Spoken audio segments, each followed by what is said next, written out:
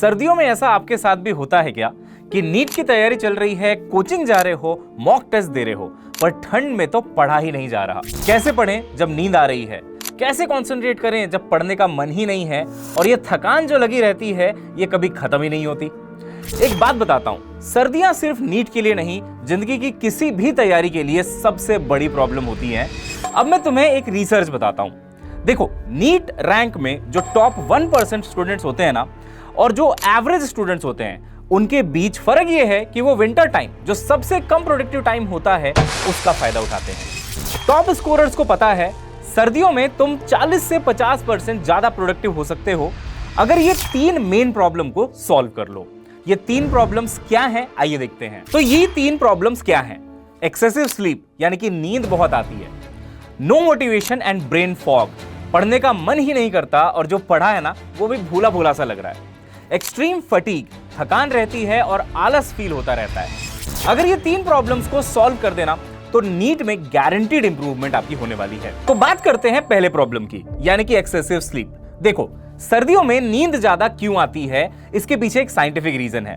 Blood flow का decrease हो जाना एंड माहौल का थोड़ा सा ग्लूमी हो जाना, वेदर का थोड़ा सा ग्लूमी हो जाना। गर्मियों में क्या होता है, आपकी पूरी बॉडी में ब्लड तेजी से मूव कर रहा होता है, लेकिन सर्दियों में ब्लड फ्लो कम हो जाता है, ऑक्सीजन कम मिलती है, इसलिए नींद ज्यादा आती है। अब सोच रहे होगे ब्लड फ्लो कम क्यों हो जाता है, तो इसके भी 3 मेजर रीजंस हैं। पहला है सनलाइट।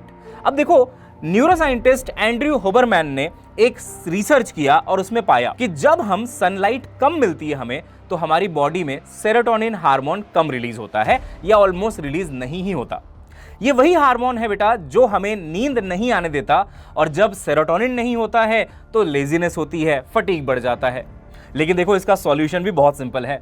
जब ये पढ़ाई के लिए आप बैठें, तब रूम में सभी लाइट्स आप ऑन कर लीजिए, फुल ब्राइटनेस रखिए। ब्रेन को ऐसा लगेगा कि अभी दिन है। कोशिश करो कि वार्म लाइट ज्यादा यूज करो इंस्टेड ऑफ ब्राइट और वाइट लाइट्स, है ना, क्योंकि देखो यार, सनलाइट भी वार्म होती है, तो वार्म लाइट्स सनलाइट वाली ही फीलिंग देंगे और ऐसा लगेगा जैसे डे लाइट में ही आप अपनी पढ़ाई कर रहे हैं। तो एक नेचुरल सनलाइट वाला माहौल बन जाएगा। दूसरा रीजन है बेड ट्रैप। देखो, अलार्म बजता रहता है सुबह और तुम सोचते हो अरे बस 10 मिनट और सो लेते हैं, 10 मिनट बाद फिर उठ जाएंगे, और ऐसा करते करते घंटों बीत जाते हैं और उसके बाद आपकी आंखें खुलती हैं। देखो, इसका सॉल्यूशन सिर्फ एक है, ट्रेन योर सबकॉन्शियस माइंड। जब सोने जाओ ना, हर दिन ये बोलो कि मुझे कल 5:30 AM उठना है। अपने आप को बार बार ये याद दिलाते रहो कि मुझे सुबह 5:30 AM उठना है। 21 से 28 दिन के बाद ऑटोमेटिकली आपकी बॉडी का क्लॉक जो है वो सेट हो जाएगा और 5:30 AM के आसपास आपकी नींद अपने आप खुलने लग जाएगी। ये साइंटिफिकली प्रूवन है। सबकॉन्शियस माइंड का एक इंटरनल अलार्म होता है, वो रिस्पॉन्सिबिलिटी आप फील करते हैं और आप उठना शुरू कर देते हैं। रीजन नंबर 3 है बेटा डिहाइड्रेशन।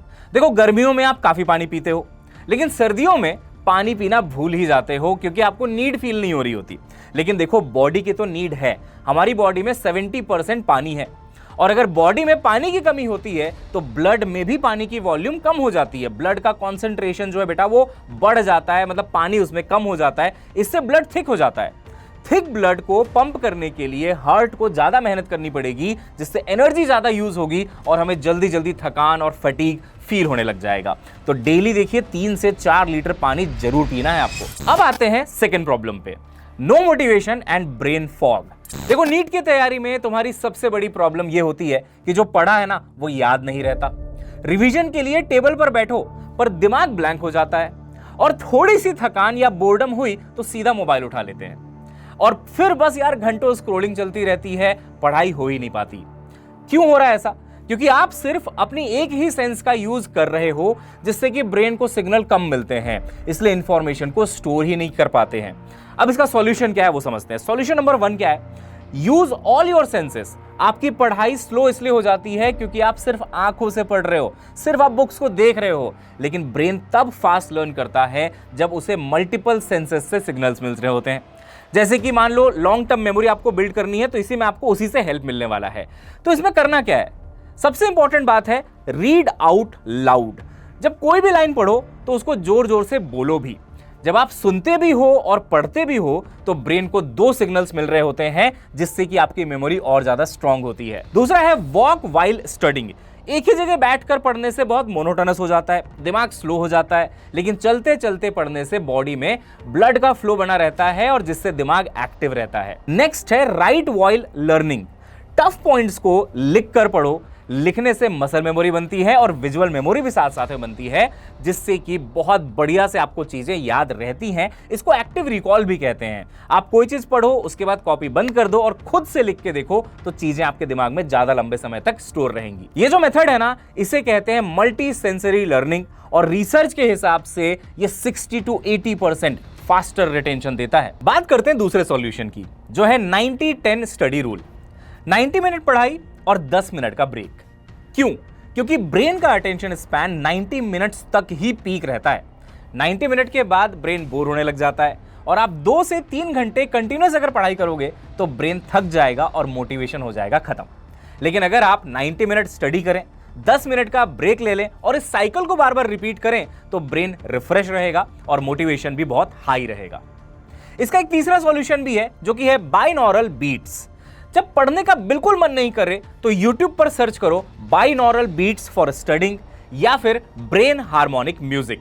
ये जो स्पेशल फ्रीक्वेंसी वाली म्यूजिक है ना, ये आपके ब्रेन की फ्रीक्वेंसी के साथ सिंक हो जाती है, जिससे ऑटोमेटिकली आपका कंसंट्रेशन इंक्रीज हो जाता है और पढ़ने का मन करने लगता है। 10 मिनट में चेंज दिखेगा तो पहले सवाल मत करना, बस ट्राई करके देखो। अब आते हैं लास्ट प्रॉब्लम पे। लास्ट प्रॉब्लम है बेटा extreme fatigue and low energy. NEET exam के बच्चे हुए 5 महीनों के प्रेशर, ऊपर से बोर्ड्स, कोचिंग, मॉक टेस्ट, और जब सर्दी आती है ना, बॉडी लिटरली स्लो मोशन में चली जाती है। लगता है एनर्जी ड्रेन हो रही है। आपका पढ़ना शुरू करते ही थोड़ी देर में ही नींद, थकान और हेवीनेस फील होने लग जाता है। और देखो, ये सबके साथ है, जैसे बॉडी स्टडी मोड का बटन दबाने से पहले ही गिव अप कर रही हो। अब इसका एक वैदिक सॉल्यूशन है, एक्यूप्रेशर पॉइंट्स। वैदिक साइंस के हिसाब से हमारी बॉडी में 2 क्रिटिकल एक्यूप्रेशर पॉइंट्स होते हैं, एक है ईयर्स और दूसरा है फीट। जब ये पॉइंट्स वार्म होते हैं तो बॉडी में नेचुरल एनर्जी रिलीज होती है। सर्दियों में इस सिंपल से रूल को फॉलो करो, सॉक्स पहनो और ईयर्स को कवर करो। याद है ना, बचपन में दादी माँ हमेशा कहती थी, कान ढक लो, पैर गर्म रखो। ये छोटा सा स्टेप लगता है, पर पढ़ाई के time energy levels genuinely better feel होते हैं। एक और सॉल्यूशन है मॉडर्न साइंस 20-20 रूल। अब देखो, इसमें क्या है, नीट की पढ़ाई में आप रोज ऑनलाइन PDF, वीडियो लेक्चर और टेस्ट देखते हो और स्क्रीन टाइम आपका बहुत सारा होता है, राइट? प्रॉब्लम ये होती है कि स्क्रीन को लगातार देखने से आईज और ब्रेन दोनों ओवरलोड हो जाते हैं।